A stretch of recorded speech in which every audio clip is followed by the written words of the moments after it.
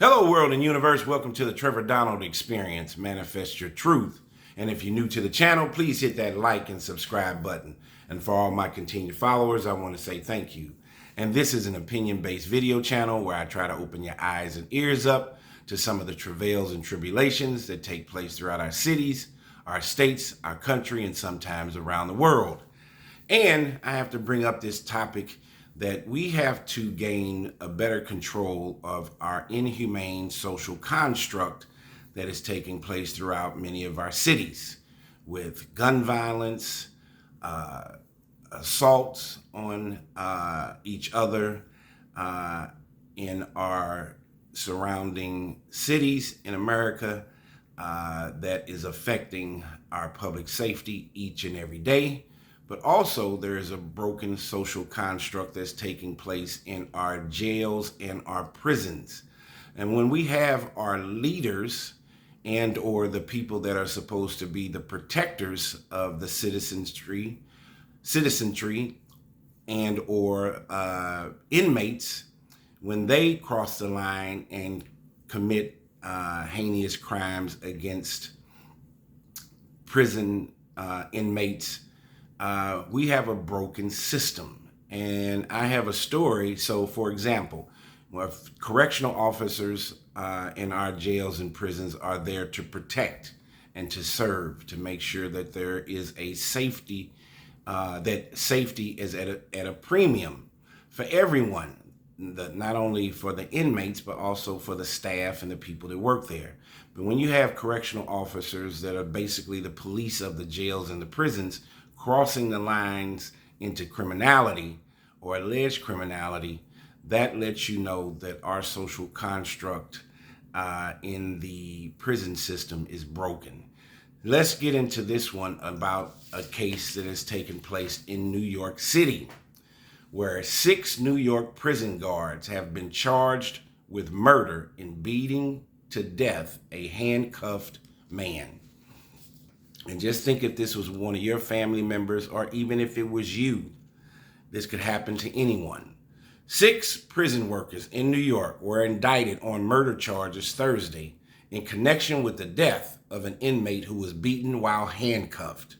Robert Brooks, a 43-year-old black man, died in the early hours of December 10th after he was beaten by multiple correctional officers at MARCY Correctional Facility, an all-male state prison about 50 miles east of Syracuse, New York. Brooks, who had been serving a 12-year sentence for assault, was transferred to MARCY that night from the nearby Mohawk Correctional Facility. His death and the body camera footage that emerged of the beating sparked a firestorm of criticism over the violence and brutality some inmates experience at the hands of corrections officers. Look at the hypocrisy and the dichotomy in that. They're there to police and to protect, not to do harm. The correctional officers. Several of his internal organs were bruised. Special prosecutor Bill Fitzpatrick said Thursday after the court hearing, his hyoid bone was fractured. His thyroid cartilage was ripped. He also died as a result of repeated restriction to his airways, causing severe brain damage. And finally, he died by choking on his own blood. The defendants were accused of acting with depraved indifference to human life, while others did nothing to stop the beatings or order immediate medical aid for Brooks, according to the grand jury indictment. Brooks was beaten 3 times while under restraint, according to the indictment, with no legitimate law enforcement purpose. Nicholas Anzalone, David Kingsley, Anthony Farina, Christopher Walrath, Matthew Gallagher, and another correctional officer whose name was redacted from the indictment were charged with second-degree murder and first-degree manslaughter. Prosecutors said the identity of the sixth officer would be revealed when he makes his own court appearance in about a week. All the defendants who appeared in court on Thursday entered not guilty pleas, and at least 6 were released on bond, according to the prosecutor. Jail records showed Kingsley and Walrath were still in custody in the Oneida County Correctional Facility Friday morning. 2 of them were also charged with second-degree gang assault, and 2 officers were charged with offering a false instruction for filing, writing in a report that no force had been used once Brooks got to the infirmary. This was a demonstrably false statement, with the intent of falsely minimizing their own conduct, the indictment states. 3 other prison workers were each charged with second-degree manslaughter, and another was charged with tampering with physical evidence.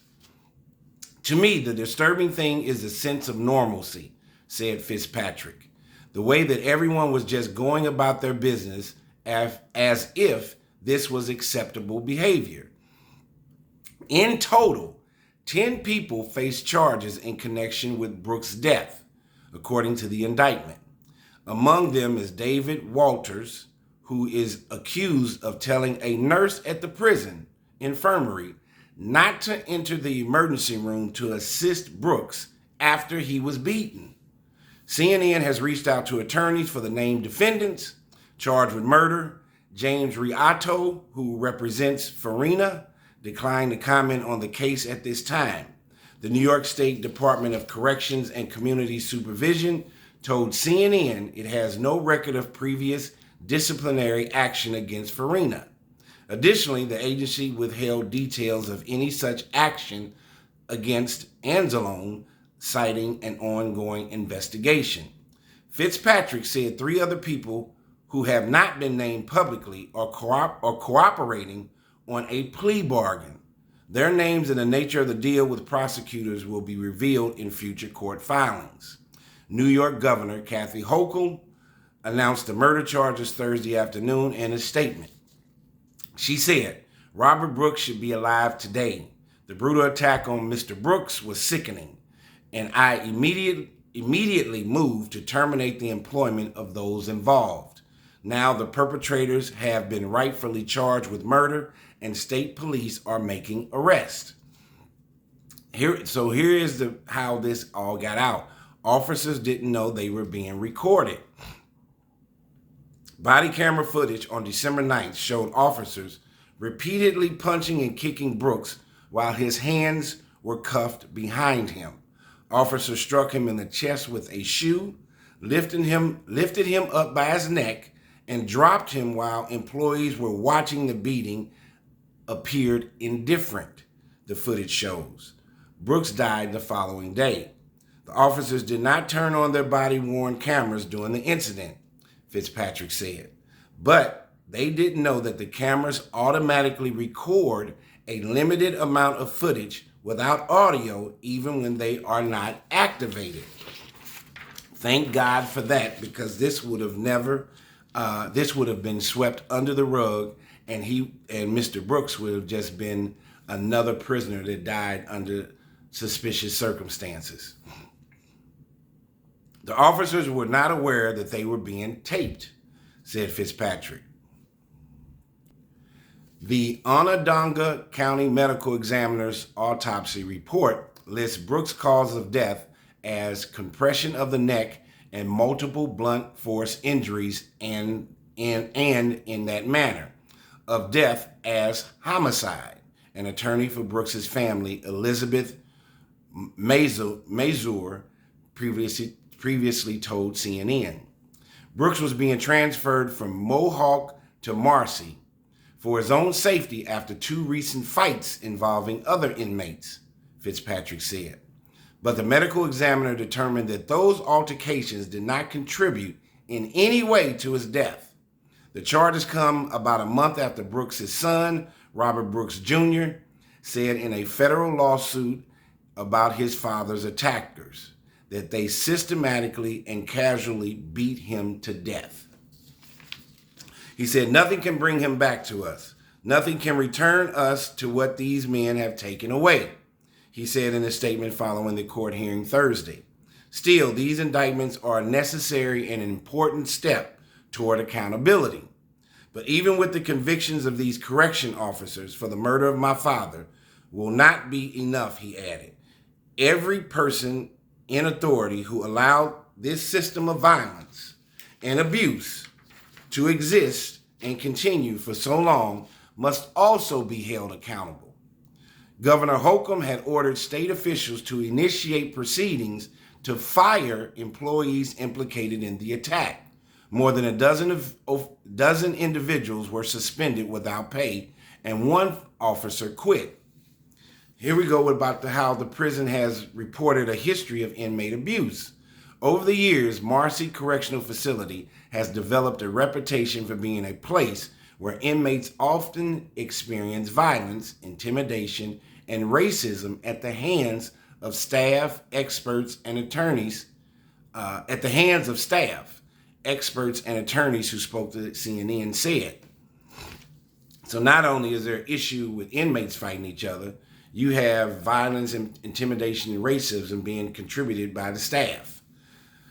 A 2022 report about MARCY from the Correctional Association of New York, which provides independent oversight of prisons in the state, notes multiple problems at the facility, including allegations of physical assaults by staff on inmates and pervasive allegations of racial discrimination. Around 80% of inmates surveyed in the report say they had seen or been subjected to verbal, physical, or SA abuse by staff. Inmates reported experiencing seemingly random assaults from the staff, as well as target attacks handed out as punishment. The governor announced the appointment of a new superintendent at MARCY Correctional Facility and expedited $400 million to install fixed cameras and distribute body-worn cameras at all Department of Corrections and Community Service facilities after a visit to the facility following Brooks' death. So they had to wait till after this gentleman died, knowing everybody in the United States knows that there's been a lot of corruption in our penal system and our prison system for decades among decades. And now in 2025, Governor Holcomb decides to commit $400 million to install these cameras that should have been in these prisons 30 years ago. This is nothing new. This is not the first death at the hands of correctional officers or at the hands of another inmate. Jennifer Scaff, Executive Director of Correctional Association of New York, the independent ombudsman tasked with monitoring the state's 42 correctional facilities, previously told CNN she's confident any investigation into the prison would reveal the attack on Brooks was not an aberration. That's what I just said. These things have been going on forever, 50, 60, 70 years. And now they want to make it a state-of-the-art, technological, camera-driven prison. MARCY Correctional Facility is no different than any of these other facilities throughout the country where issues have been going on for decades and they just swipe it under the rug. It's really been a facility that we've heard a lot of very troubling allegations out of there for quite some time, she said. I think what will be shown is a pattern and practice of brutality and violations of people's human and civil rights for a long time, which is what I just said. So that's that story. This gentleman allegedly ends up dying at the hands of at least 6 to almost 10 individuals that either worked at the jail as staffers or were correctional officers. We know at least 6 of them were COs who were there to protect and serve and make sure that there's civility inside MARCY Correctional Facility or any prison. and they have allegedly crossed the line and become criminals themselves. So what if, and this gentleman died, it ended up being a homicide. So they're going to go from wearing blue and being on the right side of the law to now the place that they worked at, they're going to end up spending some rental time there as inmates, potentially. So how do you go from a correctional officer to an inmate? One has to look in the mirror as a CO, a correctional officer, and or if you're a police officer out on the street, and when you cross that line into criminality, changing those two places physically, emotionally, psychologically, from being a correctional officer, police officer, to now a criminal, and spending your time going from your apartment or your house and being free to being an inmate, paying and spending your time in a prison, is a 360-degree reversal. So this is a telltale sign that there has been a ton of chaos and disruption at this New York State prison, MARCY Correctional Facility, and this is not the first time this has happened, but unfortunately Brooks' death, and or fortunately, it will shed some light on the corrective measures that need to be taken to provide public safety for not only the inmates, but also the people and the staff that work there. This shows you that there has been a boiling point of criminality, brutality, racism, systemic racism that has been taking place at this facility, and it boiled over into, unfortunately, Mr. Brooks's death at the hands of the 6 to 10 staffers and correctional officers, allegedly. What a sad story.